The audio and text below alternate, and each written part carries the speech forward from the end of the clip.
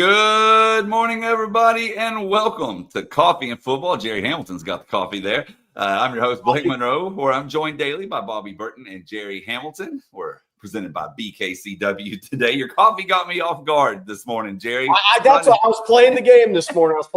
This is the HEB. This is the bad boy of all coffees for me right here. It's 54. Oh, man. Well, today is the 4th of July. So, number one, happy 4th of July. Happy Independence Day to everyone out there. Thank you for joining us. We are 57 days away from kickoff. So, tell us your number 57, who your favorite number 57 is. Tell us where you're checking in from, what you're drinking. Obviously, we got a lot to talk about. It's a big recruiting day, and that's what we're going to start with this morning, fellas, is recruiting. So, Jerry, what's the latest? By the way, I might take a sip out of the old Texas red, white, and blue wine bottle during the show. Just be aware. You painted the Super Texan, Jerry. You painted the Super Texan. There you go. I'm not a guy that wears all the patriotic stuff like when I'm out, but so yeah, no, it's a prospects always commit a lot of them on the 4th of July. And that will happen again. John Turntine, obviously the highest ranked prospect for us at On Texas Football, 5-star prospect, will announce his decision around 2:15 today. There remains confidence in Texas as we'll watch his highlights once again as we get closer to some of these and talk about these decisions. So John Turntine will announce at 2:15. I think he's the best space puller offensive lineman in the country in this class. I think he may be as athletic as any lineman, maybe the most athletic of any lineman in the country that I've seen in this class. A great player, I think, just a tremendous football player. And then, we have Felix Ojo will be today. Caden Finley will be today. Bryce Perry-Wright, who we've mentioned before, we've had him on the graphic. He backed up to the 5th, but once Texas got Richard Wesley in the boat, Texas and Bryce Perry-Wright were going to have a parting of the ways. That was going to move along. So once Richard Wesley committed so he's on our list, but it's because it's guys that made official visits to Texas. But we, I think Caden Finley will be Notre Dame. And everybody's following the Felix Ojo saga, the 4-star plus offensive lineman for us at On Texas Football. Yeah, let's dive in a little bit, not only on John Turntine and Caden Finley, but also Felix Ojo for a minute, because I reported yesterday, first to report that Texas Tech had been making some waves behind the scenes. I've got some more news on that. It appears Texas Tech didn't just come to the party 24 to 48 hours ago. It appears they've been there behind the scenes for quite some time, is what I'm being told, according to multiple sources, and that some of Ojo's visits may have been just to visit. We'll see if that is indeed the truth as it plays out later today. He was talking, I will say this, I have not put in a crystal ball to anywhere or anything at this point. I don't do that. As of late last night, he was talking to multiple teams and telling multiple teams probably a little bit of what they wanted to hear. And so that's where it's at with young Mr. Ojo. We'll see what he says. Texas and Ohio State had been thought to be the leaders. Texas Tech, though, came with an offer, I think almost a month ago now, that may have been a little bit larger than what people recognized. So we'll see what that means for the future of Felix Ojo, but certainly a guy that we thought was leaning towards Texas earlier this week, as well as Kendall Gravel was leaning earlier this week. Texas now losing, I think, 3 guys, roughly, Jerry, straight off of NIL, if Ojo does indeed go elsewhere today. Very possible he goes to Texas. I'm not talking to the young man. I'm just reporting what I'm hearing behind the scenes. But there are multiple aspects to this that not everybody understands. One of them is this: how can Texas Tech pay this amount of money to a recruit when Texas can't? And frankly, that has to do with the roster at this point. Texas in NIL spending is capped at a roster, just like everybody else around the country, unless there is true NIL involved. Third-party collective-led booster payments can now no longer exceed $600 per player. That doesn't move the needle for any of them. So in other words, long story short, Texas has a rev cap. And I wrote an article this morning on Texas Football about what percentage of your roster gets what percentage of a rev cap if you're in the NFL. I'm not saying that's what Texas is doing, line for line, but the average NFL team spends 8 to 12% on quarterbacks. It spends 3 to 5% on running backs. It spends 15 to 20% on offensive linemen, 15 to 20% on defensive linemen, and on and on and on. And the reality of it is that if you have one player that is a freshman that's not going to see the field for 2 years, frankly, making a large percentage of that, this doesn't make sense, because what happens if Trevor Gooseby wants to return next year? What happens if Brandon Baker and Nick Brooks and guys like that are really good players, and Texas knows it, and they already on the campus? They're not going to break the bank for a young freshman if indeed they think they have already some of what they need on campus in the immediate future. Doesn't mean Texas is going to be uncompetitive. Texas put forth a competitive offer, just not maybe as large as others. I'll put it that way. Joshua Joe, that's pretty funny. I've got a question for you. I mean, Jerry, we talked about it in the open. I mean, if a young man's going to get $1 million a year per year, which is the number north of that we've heard, and he's a second string all district offensive lineman, that's great for him. I said it on Texas football. I'm Felix Ojo. I get it. I mean, look, I said it on TexasFootball.com. If you can be a second-team all-district pick as a junior in high school and get paid 7 figures, good on you. It's a life-changing event for you. Yep. That's where I come out on it. I mean, I think the rankings are wrong. I've said that before. But look, where we're currently at, that is great for him and his family. That's a life-changing event. Yeah, the one that irks me today is Caden Finley. If he's going to Notre Dame as anticipated, but again, Texas was not the highest NIL on that either. They're not currently on Jalen Lott, and part of that has to do, frankly, with the receivers they already have on campus. Again, they don't want to lose Ryan Wingo, Emmett Mosley, and what happens if DeAndre Moore wants to come back next year? And so think about that. And Tech, some people are saying Tech, though. I agree with that. I mean, they haven't produced offensive linemen exactly. They're on Joey McGuire's on his 3rd or 4th offensive line coach in his career at Tech. Kyle Flood has been a proven commodity in that regard.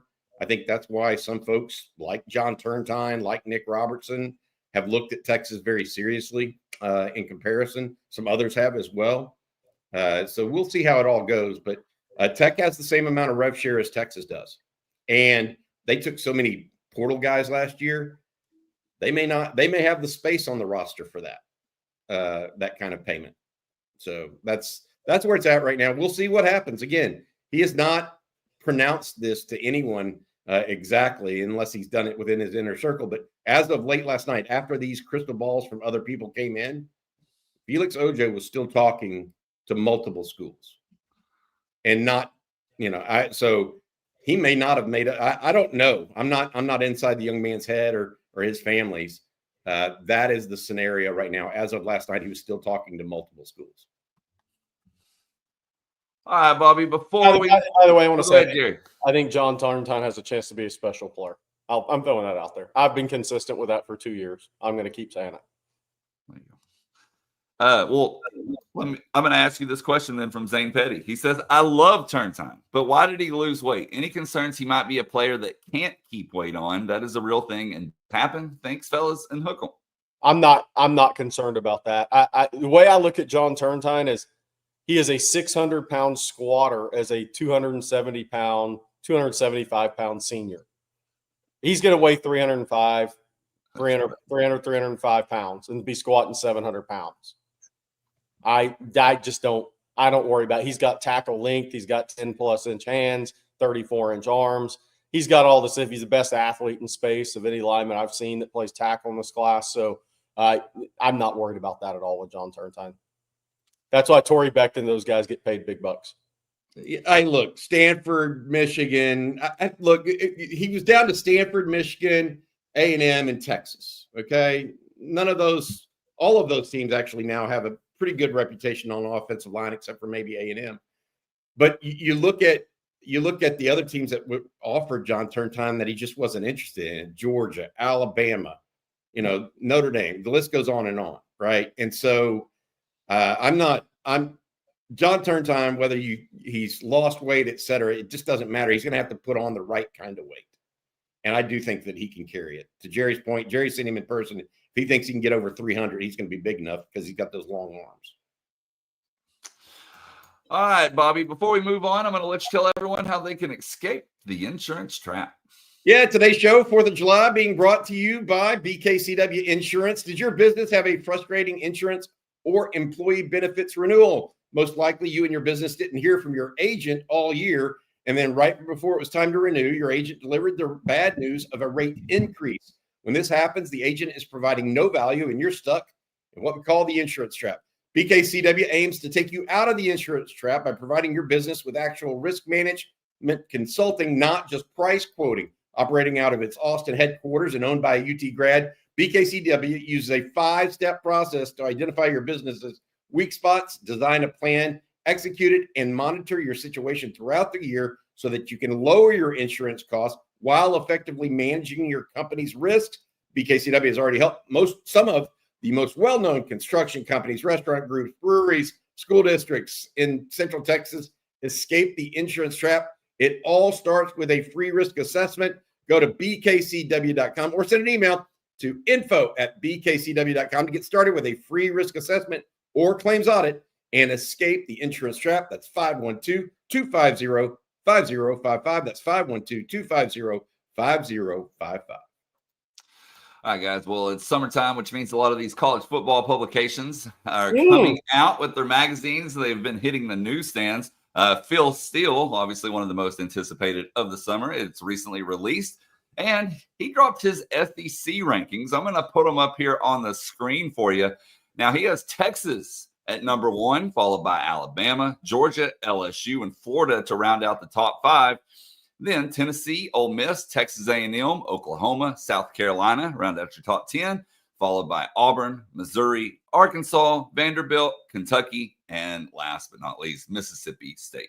I think the thing that initially stands out to me about this, and I thought about this when you showed the graphic, because I hadn't seen his ranking until this morning. If you just put your hand over the left side of that, if Oklahoma finishes 9th, they'll be looking for a new head coach. If Auburn finishes 11th, they may be looking for a new head coach. If Arkansas finishes 13th, they'll be looking for a new head coach. And if Kentucky finishes 15th, they may be looking for a new head coach or will.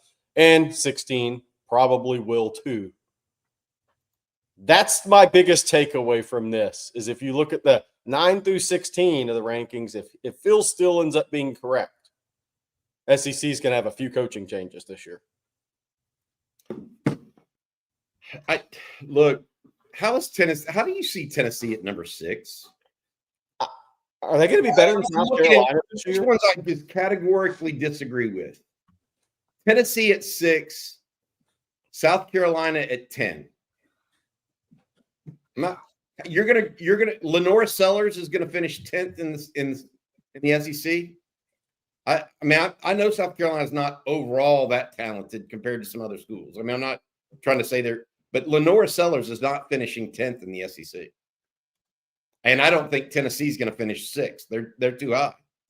Yeah, they took a backup to a backup quarterback as their new quarterback. To think that they're just all of a sudden still going to be up there, I just don't see it. I mean, I don't see it at all. They're not ultra talented. They're talented. They're not ultra talented. We'll see how this all plays out. I'm really interested to see how LSU does this year. Florida, even despite its schedule, ranked really highly. That's going to be those are the two coaches, Bobby, that are set up to, if they slip, fan bases will turn. Well, I mean, LSU, I don't even know where they're at on Brian Kelly. Depends on what show you listen to. But if those two programs slip based on where they're going to be ranked in AP polls and all that early in the season, those coaches, not that they're necessarily get fired, but fan bases are going to turn on them. Like, there's expectations for Florida for the first time under Billy Napier this year. Yep. He has real expectations. So now you got to hope his quarterback's healthy throughout the year and can deliver on that. LSU, obviously, Brian Kelly's never been a fit at LSU, so you have to win big to overcome that. Is this his make or break season? Some people would argue it is. I don't know. It's a pretty big contract.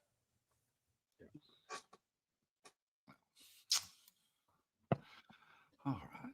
Well, moving on here. We yesterday, Urban Meyer making a radio appearance, and he named the top 3 most talented rosters in college football on Colin Cowherd Show. And those 3 guys, Ohio State, Penn State, and Texas. And he went on to say this about the Longhorns. He said, I'm going to state the obvious first. Talking about Sark here. He's an elite offensive coach. He was in the NFL. He was in college as an assistant and as a head coach. They're always going to be spectacular in offense. But a lot like Lincoln Riley is that you have to grow as a head coach. You don't get championships for offense. That's not how this game works. You get championships for great defense, not turning the ball over, and efficient offense. Now, he did go on to say that he thought Sark was one of the top coaches in college football and that he is a believer. I'll just say this. That's exactly what we've seen transpire over the last 2 years, isn't it? And what he's saying is that's not how this game, you get championships for great. I mean, Texas, yet last year played great defense. Did they not? I mean, they played great defense. So I think Sark realizes that. I think he's preaching to the choir. I think Urban Meyer's preaching to the choir. Texas theoretically held an Ohio State offense that scored, 40 plus on multiple teams. They held them to 21 points in the national semifinal. I feel like he's right, though, about the 3 most talented teams, although I would put Georgia in there as well. And I think there are some other teams that one deep are as good as Texas. And I think those are Florida and Alabama. So Florida, Alabama, one deep, maybe LSU in parts, one deep, maybe A&M at some level at certain positions. But look, I talk to someone, I try to talk to folks all the time. Texas has a strong feeling that their defense may be just as good, if not better, this coming year as it was last year. And if that's the case, they're going to be a top 10 defense again. And they will be. And I think Sark will have an efficient offense. That's what he did with Quinn Ewers. He tried to, tap the brakes a little bit, even though he has this slogan, all gas, no brakes, so that he could control the games with his defense the last 2 years. And he did it. It worked. Almost got to the national championship game last year. Yeah, one of my things that I just kind of disagree with all these guys nowadays is, and it's in basketball too, and I've said this before, is you have to be very good on defense. But defense doesn't win championships anymore. You have to be good enough on defense. But the days of saying, oh, we can just be a great defense and win it, I just disagree with. The scores keep going up, and up overall in sports and in football. And if you look at college, Clemson and Alabama, the national championship winner was 43 or 44 to 41. It doesn't pan out. You have to be very good on defense, but you have to be able, when push comes to shove and very good defensive teams get together, you have to be able to score sometimes in the 40s to win that game. So I get what he's saying, but it's just dead. Just go listen to Gino Auriemma and Dan Hurley. They're like, we don't recruit just defensive basketball players anymore. Those days are over. And the rules aren't even for defense anymore in sports. So I get what he's saying. That's a traditionalist look at it. I think you have to be very good on defense, but you better be able to score 40 when the game requires it, period. Else you aren't winning. Well, we will jump over to some questions this morning. A lot of recruiting questions going on. No. Who would guess, right? Let me get the bottle out. I was about to say, you may want to pop that cork there. Juan Garza with the super chat. Juan, we appreciate it as always. He says, is Texas just being very frugal with NIL, waiting on December waiting to see if the players go pro and then pounce? I think that could be a piece of it. Frugal is not the right word, though. I mean, they're being competitive. I think that some people are willing to in maybe Texas's eyes, overpay for certain players, or interrupt their roster overall for certain players. Texas is trying to build a championship caliber team. That's all there is to it. And I think that's how this is going to work for Texas. I don't think that the misthought right now is that Texas has, quote, more NIL than anybody else. Okay. That's no longer the case. Texas no longer has more money than anybody else in NIL. They may eventually get there whenever they start bringing in corporate sponsors, et cetera. But right now, Texas doesn't have more. They have the capacity to get more potentially, but everybody's dealing from the same revenue share, revenue cap. And so the thought process here that, oh, well, Texas is going to hold off. They could hold off the end. If DeAndre Moore goes pro, that could change the number in the wide receiver room, right? If Trevor Gooseby goes pro, that could change the number that you have available in the offensive line room. But those decisions haven't been made yet. And Texas isn't going to push either of those two guys out. Why should they, in y'all's opinion, for a recruit? I don't think so. And so if y'all, people have to understand, there is a limited amount of money, okay? And Texas is doing its best to recruit the best players they can within that framework. And I look, they have, by the way, I mean, gone and done some NIL deals. I mean, Richard Wesley is not zero, you know, that there are things out there that they've done. So my point to y'all and to everyone is that you have to look at it intellectually. You can't look at it like, oh, he's just choosing. I mean, there are limited funds now. And the idea that Texas has the best NIL, they did. They and Ohio State had the two, and maybe Oregon had the three best NILs programs, maybe even Texas Tech, given they had a blank checkbook. But that has changed. That has changed. And so now Texas is operating in a new paradigm. Doesn't mean that Texas can't eventually get to be back to where they have more NIL, because as they generate revenue deals with businesses in and around Austin and the state of Texas, it may behoove them. But right now it's even. And so we'll see if players do go pro late, and Texas knows by November-ish that they're going to go pro, that could very well change the economics for certain players and certain recruits. I'll say this. I like Smooth, our resident Alabama fan, but I'm going to disagree with him. I don't think you overpay for players when you've been to the college semifinal 2 years in a row. I would say, like on the case of Bama, if you don't make the playoffs this year, you're probably going to be saying the same thing. No. I just don't believe – I don't think that is the case. You think Ohio State, nobody's – it's not happening if you're actually in the hunt. We have a super chat for you, Jerry, from Jeff Carey. He says, is competitive eating a sport? Jerry, are you an eating athlete? P.S. God bless America. CJ brought up the idea of having like a hot dog eating contest on a live stream. I would take part in that. It's for fun to see if anybody actually puked live on air. But I'm not one that watches Joey Chestnut break his own record every year. I'll say that. I guess is he back this year?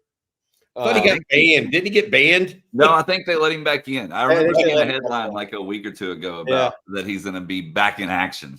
Yeah. Get banned for like, are there pills you can take to allow you to eat more or something? I mean, how do you get banned from an eating contest? Yeah. Well, I am up for the competitive eating contest live in a live stream. I think that'd be fun. I'd throw up for that. Well, you, Blake, and CJ can have fun. I'll be the judge. And then at the end, you can eat one with mayonnaise. No, that won't happen. Not unless it coincides with the University of Texas National Championship. Dwayne asked, come on, JH, how you feel about Turntine and OJ? I feel Look, I think Turntine's a 5-star prospect. I've been there for 2 years. I think he's a tremendous prospect, and I think Texas has been in a good position there. Ojo, we've kind of talked about earlier in there. We have him as a 4-star plus player, which means around 150-ish in the country in our eyes. He's got upside. He's got upside as a player. All these guys have to go maximize their talent. But I look, you hear more tech than anything. We'll see what he does today. 1 o'clock for Ojo, 2:15 for John Turntine. We will absolutely be covering those recruitments, not only here, but on TexasFootball.com as well. Oh, see, I didn't even know why Nathan, or do you own the hot dog eating the company? I didn't even know this because with Impossible Food. Okay, that makes sense. He had with the Impossible Food being the vegan company. Yeah, that's right. Not because he could eat. He cheated on eating. Yeah. Okay. Hey, see, give us. I thought I just did. I like where Texas is at with Turntine, and I think Ojo probably goes elsewhere. We'll see what he announces today. All right, let's get to some more questions here, and plenty of time to get your questions in. So let's take this one from Rob. He wants to know, do all Texas schools have a lot of NIL money? Theoretically, yes, but not everybody is spending to the cap. So I'll just give you an example. If Rice opted into the settlement, right, they can spend up to $20 million a year in cap money. Okay, Rice may not spend $10 million. Just because you opt in doesn't obligate you to spend that amount. It's just like, the Houston Astros payroll. What is it, $200 million a year or whatever? They may be at 191. Or I don't know the number this year, but my point being, you can spend up to that amount, and Texas will spend all of that amount. Yeah, is my understanding. So, and they're looking for ways to legally go over that amount. So you got to understand that even though Rice has that ability, or say Houston, or I don't know, even TCU or SMU, we'll see where they go with it as it relates to that. My guess is that they all do that. All right, we have another super chat this morning from Jackson S. If I can get it to show up here. He says, is the Texas Athletic Department planning to spend more on a sport versus peers? If so, what sports would they pull from? This is a big question. Like, yeah, Kentucky and Arkansas, from a in North Carolina, from a rev share cap perspective, are absolutely spending more on basketball than Texas and a lot of their NCAA peers. Okay. But Texas and others are trying to make up for it with real third-party revenue sharing NIL deals. I think that it does. I mean, Nebraska's spending $1 million on volleyball of its $20 million. I don't think Texas is spending $1 million on its volleyball program. So it does create inequalities across sports for certain programs. And then MJF says, we've always assumed that the companies based in Austin would give us an advantage on non-school affiliated NIL. Is that not the case at this time? I do think over time, but Bobby may have a different answer than me, but I've always I had a discussion with a college assistant coach, not at Texas or not even the SEC, when all this stuff first started coming out. And we talked about how the universities in the major cities long-term may have an advantage. Once all the dust settled, this was 3 years ago where this conversation happened. Now, when all the dust settles, your USC, your Texas, your Miami, if people care enough, or Notre Dame because of Chicago. I mean, you just go down the list. If you have Georgia, Atlanta, you have a big advantage long-term, potentially. Bobby, I don't know where you come out on. I still put the question back up because I have a very specific answer for this. Yeah. Oh gosh, let me find it again. The answer is no. At this time, it does not give Texas this unbelievable advantage. Eventually, it will. This just went into effect, really, where they had to focus on the non-affiliated partners NIL a month ago. You don't wave your hand and wand and all of a sudden end up with X amount in NIL from true companies. It just doesn't work that way. It's just like if you're in a construction company, you have to go out and get the business and then get the business incorporated and then get the money. And I mean, it doesn't happen in 30 days. It may not happen in 60 days. It may not happen for 6 months. Because maybe the 2027 class. Well, that's what I was going to say to you. Yeah. If you're a business, you set your budget typically in the year prior, right? So if they're negotiating these NIL deals that are kind of ad hoc deals, it may not happen until 2026. That's just the way of the world. Will being in Austin ultimately help the University of Texas? Yes, absolutely. Is it helping right now? Some, but not to the level it will be. Yeah. But I do, Bobby. I mean, you agree though, like if it's done right, the universities in the major cities, long term, they should have an advantage. There should, but we'll see if that ends up being correct. It depends on. I mean, USC loves to say that they do, but are they bigger than the Lakers out there? The answer is no. Are they going to be bigger than the? I mean, I feel like where Austin is uniquely situated is that the only quote unquote major sport in that city is soccer, and that's not one of the top 4 in the United States. And so Texas and Austin, I think, is the largest city in the United States without a major team in one of the 4 major sports. So that could be helpful, Jerry, to your point. I mean, I see billboards when I'm in Austin, I see billboards up all the time for the Major League Soccer team there. Well, why shouldn't that be college football players, which is obviously bigger than the Major League Soccer team, frankly. All right, Jerry, if you would let everyone know about Ridge Wallet today, I would appreciate it. Yeah, NIL conversations lead to Ridge Wallet reads. I like it. All right, Bobby and Blake have their Ridge Wallets. Remember that giant crusty leather brick that was falling apart? Don't hurt your back if you're driving, uncomfortable, look like crap too. These Ridge Wallets are your unique, slim, modern design that holds up to 12 cards plus cash. They're made with premium materials like aluminum, titanium, and carbon fiber. Over 50 colors and styles to choose from. We like that burnt orange leather look here on Texas football. All Ridge products have come with a lifetime warranty. It's literally the last wallet you'll ever have to buy. Does it give you peace of mind knowing that Ridge wallets have RFID blocking technology? That means they keep you safe from digital pickpocketers. There's over 100,000 5-star reviews and growing.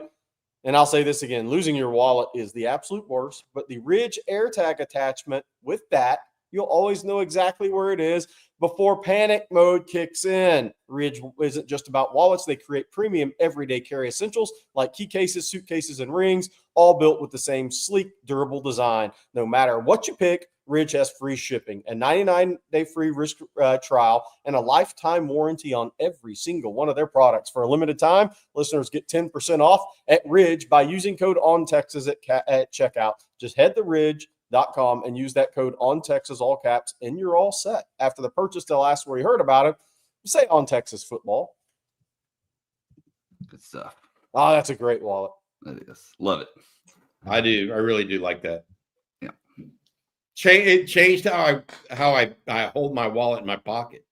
Yes. I know that sounds weird, but it just I'm with you. Wear a wallet for 50 plus years or 40 plus years. I don't know about most people, but you eventually, as you get older, you change your wallet from your back pocket to your front pocket, right? And the big old bulky old style wallet doesn't really look good in your front pocket, if you know what I'm saying. So just throw that thing out and it raises questions walking in HEB or Kroger that you don't so true. Answer. The day you move it from your back pocket to your front pocket is the day you got older. I just recently started doing that. Thanks, Bobby. All right. Well, yesterday, fellas, at the end of the show, I accidentally missed a couple of super chats. So first, my apologies to both the Loin Girder and Taylor Johnson. Oh, wow. Back to those from yesterday. The Loin Girder, thank you for yesterday's super chat, says donation to start a women's OTF show hosted by your wife, Bobby Jenny. I like this idea. Sarah would you be involved? We could actually have a really fun show. Let's think about this. Yeah. I would like to know. Yeah. We need to move past that one if you don't mind. For my Bravo and football. Bravo and well-being. football. I'll be the host of Bravo and football. Bravo in football. I'll be the host. Lord, Jerry. That's going to be the late night show. Yeah. At Texas football. And then Bravo, Taylor Bravo Johnson. and football that's the name we're gonna do this. Oh gosh, no. Taylor Johnson with the super chat yesterday says, if players become employees, will we start to see trades in college football? And Taylor, also thank you for your super chat. I don't think, even if they become employees, I think they're still going to be students.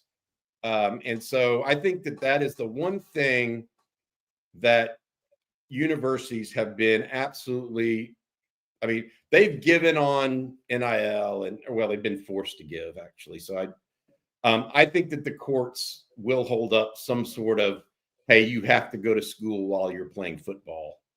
So I don't think you can force a guy to be traded to, like we talked about, like I talked about the other day. I mean, somebody came up with the idea of a draft for college football. I mean, I think that's ridiculous. So you can't, I mean, tell me that I play at the University of Texas and I'm getting traded to Boston College where my parents are going to have to, spend money to go see me play. No, Theoretically, when would the trade deadline be? Like week 9? It would have to be in the summertime or the spring. It can't be during the season. I mean, So, that's when school is going on.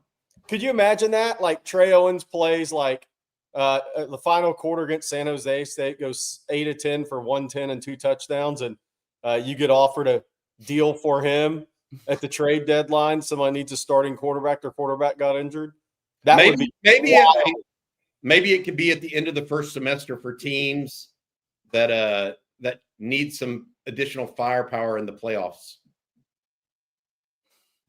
I don't see it happening, guys. No. I don't. I really don't. No. And speaking of Trey Owens, Hookem from Arkansas has actually asked us a couple of days now, so my apologies that we're just now getting to it. But he wants to know, how has Trey Owens been looking? Well, I haven't heard much about Trey other than he's running second team right now. Matthew Caldwell is on campus. That's the transfer from Troy. It will be Owens versus Caldwell for backup duty behind Arch Manning right now. KJ Lacey planning on transferring. KJ Lacey looked very good in spring ball.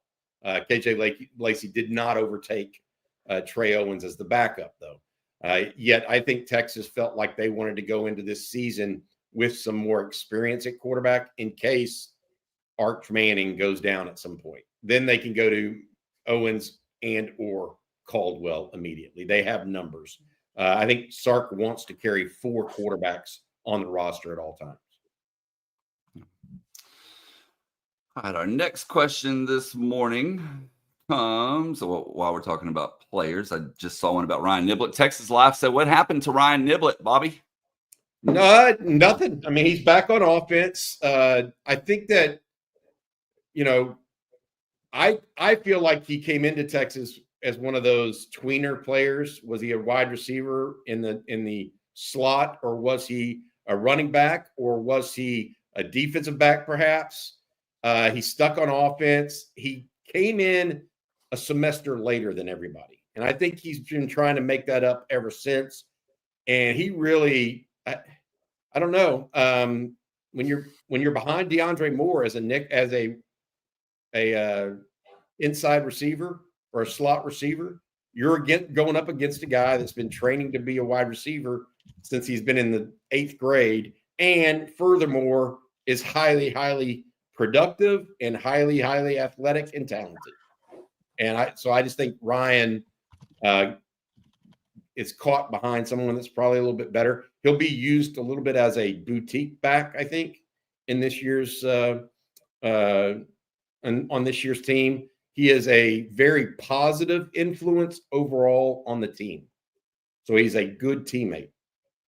So that I hear that. I've heard that on Ryan. But beyond that, there's not much else I can say. I don't think he's going to have this huge role on the Longhorns this year. Yeah. I want to say KJ Lacey is redshirting. People think I don't know if they thought you said he's transferring, but KJ Lacey. Oh, did I mess up and say that? I don't. Yeah. No, he's redshirting. The plan's always been the redshirt. Joshua Joe asked, "What's the latest with Derek Cooper?" We broke that news a few days ago. I talked to somebody close after he put out that July 12th he's no longer committing. I called somebody really close to him, and that his plan that Texas just wants him to come make an official visit during the season for a game. Sark he loves the weekend official visits. They really don't like to do the weekday official visits in June. But Derek Cooper remained loyal to the schools that had been recruiting him for 2 years with the weekend OVs, which I totally get, by the way, because he's a one-time Georgia commitment, Miami, Alabama, Ohio State. Those schools have been recruiting him a long time. Texas came in a little later in that recruitment. But so Texas just wants him to make an official visit during the season. And unless Derek Cooper decides, I'm good again, I'm going to make a decision soon, which he says he's not right now, I do think there's a really good chance he'll be on campus for a game this season. And I don't think he'll be the only one, by the way. All right, next question this morning is going to come. We got a lot of NIL questions, a lot of recruiting questions. Let's go to recruiting. JB says, Jerry, how do you feel about Texas' chances of landing Atkinson and or Rouse? Braden Rouse, I don't know if it was Bobby or CJ or myself. I've lost track, but we put out that Braden Rouse could be getting closer to a decision. That was earlier in the week. Tennessee's been the leader for a while in this recruitment. They've been on him for multiple years. Texas had a great unofficial visit in April and a tremendous official visit in June. Can they do enough to overtake it? You know what's interesting about that? So Donnie Baggs, if you guys watch the live stream with Kosi Okpala's announcement, he trains a lot of guys in the Houston area. He played linebacker at Clear Springs, then A&M. He trained Jonah Williams for years. He's trained Kosi. And he specifically asked me about Braden Rouse. He is a huge fan of Braden Rouse as an instinctive linebacker. That'll be interesting. Atkinson's been a Georgia lean. We'll see which way it goes at the end of the day. The official visit to Texas in June was a big one for them. Texas is going to fight on both those guys. We'll see when Atkinson makes a decision. Clemson also involved there, as is Oregon for Tyler Atkinson. I'd be a little surprised if it was Clemson. I think we're Texas. I think we're Georgia, Oregon, and Texas for Tyler Atkinson. I think Rouse is Tennessee, Texas, barring a late change. He visited Alabama and Michigan. Really good player. I feel pretty good where Texas is at with Rouse right now, just for the record.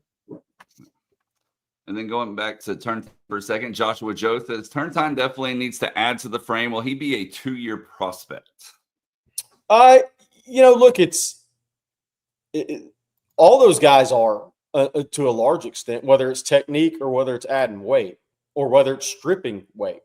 I think it falls, if he picks Texas, it falls in line perfectly to come in and redshirt and build your frame up, no different than a Trevor Gooseby did.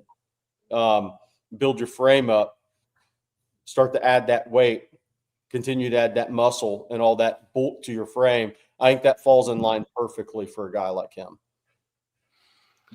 By the way, there's not many offensive tackles. Who's not a developmental prospect on the offense? I mean, the Iheanacho kid that committed to Oregon, I could see him playing a lot as a freshman because he is physically a beast at a young age, and he has great athleticism and feet and punch to go with it, and he'll be an early enrollee.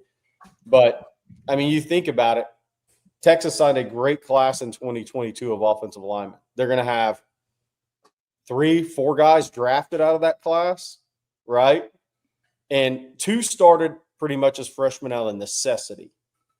Kevin Banks was ready, but if Texas has had offensive line depth at that time and front line talent at that time, I mean, even Kelvin Banks might have had a bigger fight to get to be a starter on the field. And he's a first-round draft pick. Right. So, right. I mean, it takes time to bake, man. That's why the offensive line spin in NIL is so interesting to me, because in a lot of ways, it's interesting for the team Because if you make a massive NIL play for an offensive tackle, there's almost the forced to have to play him before he's ready to feel like they're getting a return, that people are getting a return, ROI, or you're redshirting a guy and paying him 7 figures. That's an interesting spot to be in. To your point, I think there's going to be more what I would call dead money on the offensive and defensive lines than there is at other positions because those guys need more seasoning, just bottom line, than other positions. So doesn't mean that it's not worth their while, etc. It's just effectively they're not going to be there. All right. And then we've had a lot of people asking about Devon Benjamin as well. A couple of people like Derek here says any updates. And then we had one from Drew wanting to know, is he still an Oregon lean? And didn't they recently have a highly ranked safety commit? They did. Now, Oregon's been on him for a long time, like over 2 years. The interesting thing will be how long does he wait? He's been a prospect that there's been some chatter could go to August. So I do think Oregon's is working from the best spot, but he has been way, way high on the list for Texas since that unofficial visit. In Texas, that's one Texas really wants to win. There have been some of these recruitments, whether somebody committed and then they kind of peeled off on the guy, or they didn't match the NIL late. That doesn't mean they don't think they're good players. I don't think Devon Benjamin's one of those guys. Texas wants him. He falls in the Malachi Lee, Xavier Crowell, Trent Henderson category. And Jerry, I know you got to get out of here in just a second, but before you do, I need you to answer one super chat for me, please, sir. From Joshy Manning, father of one, recently new father of one. He says, I know Georgia is the leader with pro throw, but it looks like Georgia may have a 3 tight end class if he goes. He says he can't see that. That'll be interesting. I agree that tight end class is getting crowded. Obviously, Georgia will tell him he's been the guy and their number one guy for multiple years as an in-state kid. But Florida definitely thinks they're in the fight there. And I think Texas remains trying their best. Baldfather Betts asked specifically about Lamar Brown. I think that's a recruitment that'll go till December, honestly, wherever he commits now. We'll see on that. We'll see where Texas is at on that. I think they'll stay in there on Kendall Graville, a James Johnson, maybe Lamar Brown, and see kind of what hang around the rim, as we call it, just kind of see what happens in the next few months.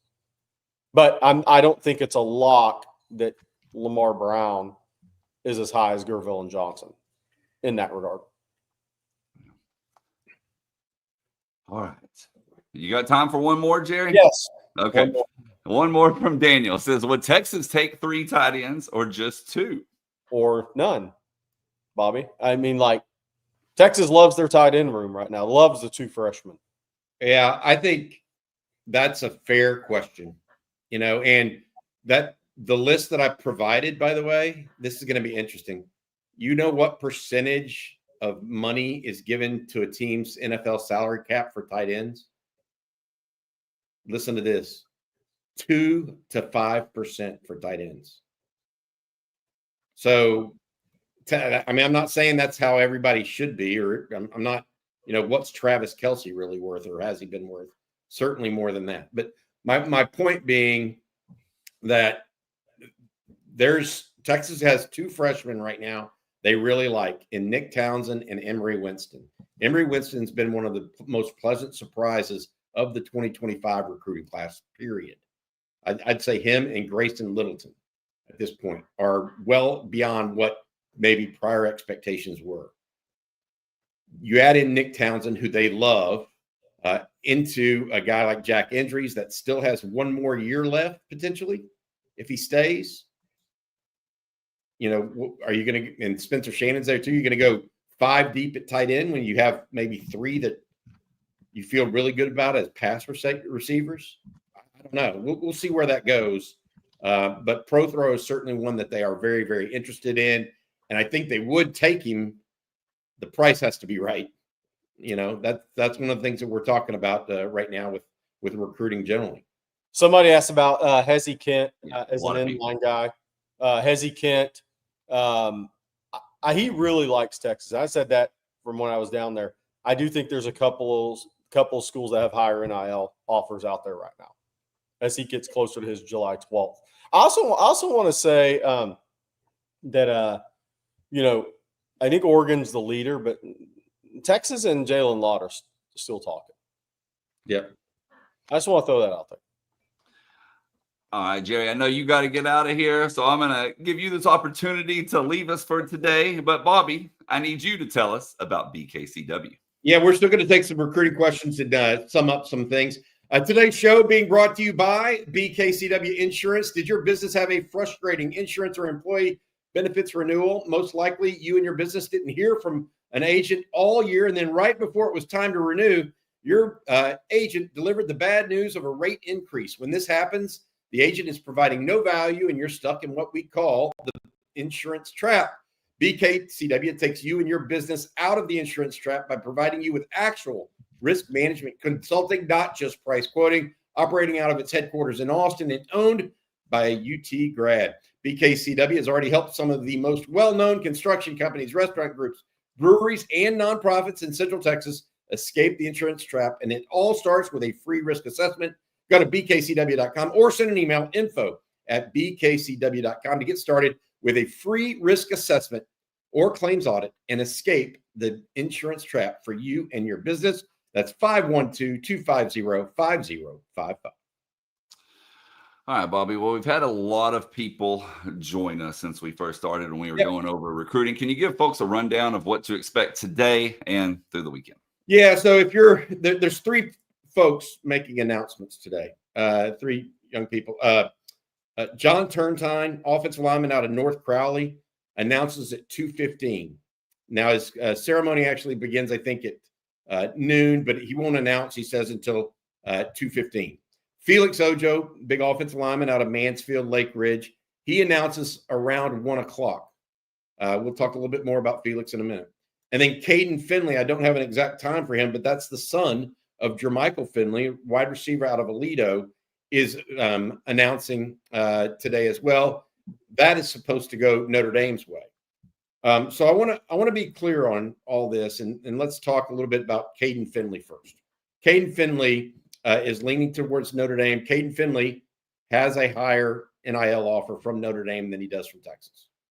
That is point blank part of what's going on. That is disappointing, but again, dealing with a certain amount of numbers at wide receiver, et cetera. Felix Ojo, same situation, okay?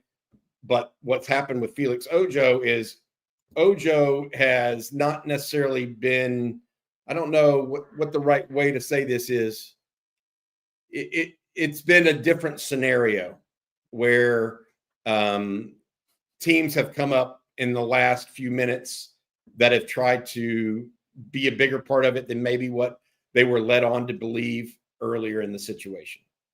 But what I can tell you definitively is that Felix Ojo has a higher NIL offer from other parties than Texas. He's contemplating those, as well as Texas and Ohio State, that are very similar in offers. We'll see which way he goes at 1 o'clock. I would add to this that while I've heard all of this Texas Tech talk, and everybody else has, including the Texas and Ohio State staffs and everybody else, Felix Ojo was still very much talking to multiple staffs last night after the news that broke that a couple of people put in crystal ball picks for Texas Tech. So do I know where Felix Ojo for sure is going to go? The answer is absolutely I do not. Okay. But there are mixed signals being given deliberately, in my opinion, to multiple people. It could be deliberately to Texas Tech. It could be deliberately to Texas, Ohio State, etc. And so that's why we're in this conundrum of sorts right now. Caden Finley is not like that at all. It's fairly straightforward. Then I look at John Turntine. Turntine announces today at 2:15. Like I mentioned, He's been a priority for Texas since day one. It's the first guy that Kyle Flood went out and saw. So we'll see how that goes today. But those three are going to be there. Jerry and I will be back if anything occurs in a positive way for Texas today on this channel. And we will close with a last team question or two, Bobby. And let's take this one from Daniel. He wants to know if you have any idea who may redshirt this season, maybe even Michael Terry. How many freshmen are truly going to play a lot of minutes for Texas this year? If I were being asked that, Michael Terry wouldn't be one of my first 7 to 8 guys that I would say that on. Like of the receivers right now, Dalen McCutcheon, I would bet he doesn't redshirt. I think that of the receivers, I'd add Khalil Lockett second in that group, then Jamie French, then Michael Terry. There are others like that. Like KJ Lacey's going to redshirt. I mean, I think that Ricky Stewart is definitely going to redshirt. Young man out of Chapel Hill, Tyler, running back. There's a number of guys like that I think will. Giving you a full list, I couldn't necessarily say. And then our last one for today comes from Antoine. He says, with 6 tight ends, what does the depth chart look like? He's projecting injuries. Jordan Washington, followed by Shannon, Winston, Townsend, and Randall. Do you feel that's correct? I didn't even mention Jordan Washington a minute ago, and I feel like an idiot. If injuries comes back and Winston, Townsend, and Shannon come back, how many tight ends do you need next year? Is your roster going to carry 7? Now, Will Randall may not get any NIL, for example, right? Beyond just being on the team. So I feel like that's going to be a good question for Texas and how they deploy resources. That is what this is coming down to, guys, that people need to understand. The old days of NIL where Texas could just, we got the best NIL program. There's going to be an element of that. It has been muted to a certain degree in this class at this time because of the timing of the House settlement. It's taken Texas some time to get its legs back underneath it, in my opinion. And I think they will get there by October, November, that time frame before the actual recruiting season finishes.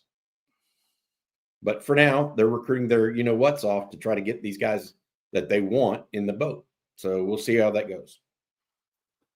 All right, guys. Well, that's going to do it for today's episode of Coffee and Football presented by BKCW. I want to thank them along with Ridge Wallet for sponsoring today's show. Hope everyone out there has a very, very happy 4th of July, a very safe and happy 4th of July weekend.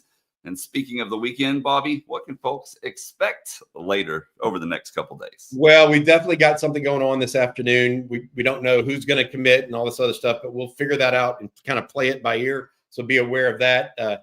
We have a basketball video. We're going to start doing one basketball video every other week in the off season. Jerry is on top of that for us. Then we also have the Saturday conversation tomorrow and multiple other aspects. Pro Football Focus, by the way, put out a top 50 players in college football list. Texas and Alabama had the most. And so we're going to break that down for you guys this weekend, kind of as a appetizer, so to speak. And then we'll see if anybody else is going to make a decision, including Braden Rouse, a young man out of Marietta Kell. I think that might be winding down to early next week. We'll see if that's the case. We don't know for sure. And then other than that, we'll be on ontexasfootball.com with updated recruiting information and team news as we get it. That's going to do it for today, though. Guys, I will say this before I let you go. Nobody lose any fingers today or tonight. Go eat some good food and have fun. Grill and chill. Sit out by the pool if you have one. Whatever you want to do. Don't lose any fingers. That's your goal for today. Have fun. Keep all your fingers. That's right. And just a quick reminder, we can't be on here all the time, but we are over on ontexasfootball.com all the time. Use promo code OTFOG when you sign up, and you can get a full year for $39.95. That's for new subscribers only. Again, promo code OTFOG at ontexasfootball.com. We would also appreciate if you'd hit that like and subscribe button, ring the bell so you're notified anytime we go live or post content. That way you don't miss any breaking news like hopefully happens later today, Bobby. So we will be definitely. So we'll be back on Monday morning. Hope you all have a great holiday weekend. For Bobby Burton and Jerry Hamilton, I'm Blake Monroe, and we'll see